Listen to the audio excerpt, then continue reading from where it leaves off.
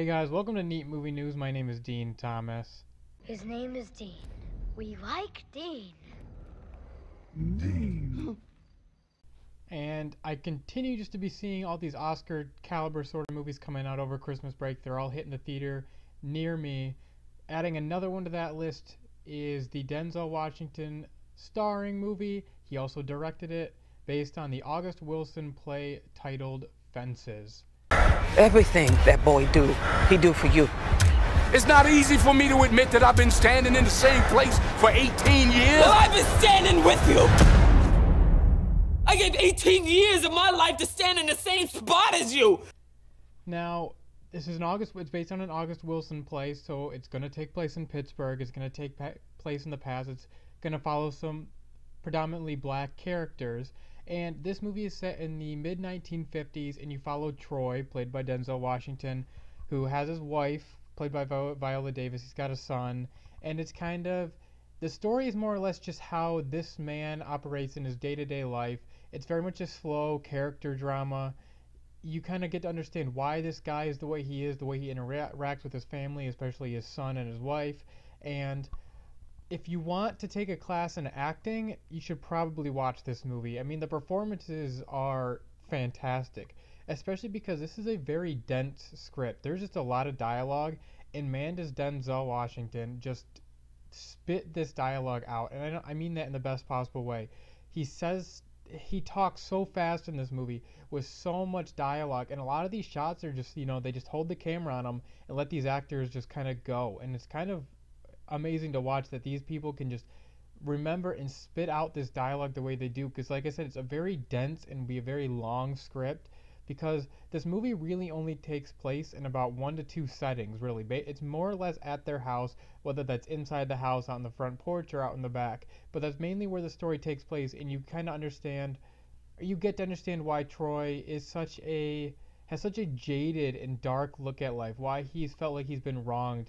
You get why he feels like maybe he's not quite a man, or what he's trying to live up to being, and you understand through some of the stories he tells and stuff like that to his friends and his family, kind of why he is that way, but in a very unapologetic way. He's very much the white man wronged me, and in his defense, they kind of did, but it's certain things that he's unable to move forward with the times.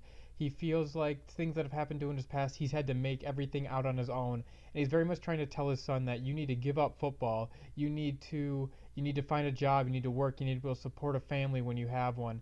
And it's really, one, like I said, the performances are great. The kid that plays his son, Corey, I would say is a star in the making. The kid holds his own, acting off of Denzel Washington in some very intense, powerful sort of scenes where these two characters are really going at it, just butting heads. Viola Davis is really, really good in this movie as his wife, who's going through a lot because of what Troy kind of puts her through. And it's just a movie that you really get to understand these characters because of the performances, and the directing is pretty well done by Denzel Washington too. I don't think I've ever seen a movie where he directed, at least I don't think so. Now, the movie loses a little bit for me because it's hard when your main character you're following is a very unlikable guy. Like, you understand maybe what made him into being this very hard-nosed, very no-nonsense, unapologetically kind of jaded character, but you still don't like him because the decisions he makes are not good ones. He's very tough on everyone in his life. He's very set in his ways, unwilling to move forward with the times. So it's difficult when you're following a character that you really just don't like. And then the movie also feels very long. The movie comes in at about 2 hours and 15 minutes, and that's a long movie for just a very slow, character-driven sort of drama, and it starts to feel really long. It's not like you're bored or anything, but you're just like, wow, this is just going on, and it doesn't help because, like I said, the movie only takes place in a couple settings, so you just kind of feel like you're in this one space for a really, really long time with a character that you don't necessarily like. Like I said, you know who the character is and you can understand where he's coming from, but that doesn't mean you have to like him. But the acting is what saves us, because while the characters are unlikable, you can appreciate what they're doing.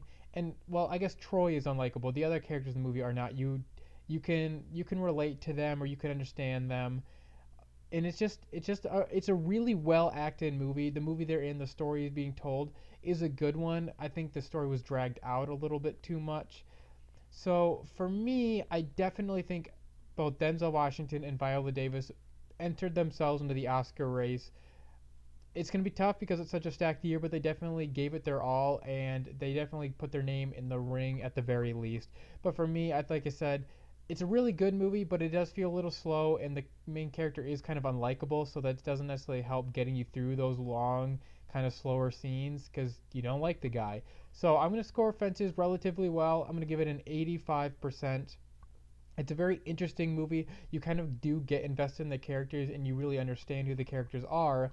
The thing is, your main character is not a likable guy, so that's a little tough, and the movie does feel a little long, so that's why I give it an 85%. Well, there you guys have it. That is my review of Fences. Make sure you're following me on Twitter at Neat Movie News for all latest in the world of movies. Thank you guys so much for listening, and we will see you back here next time.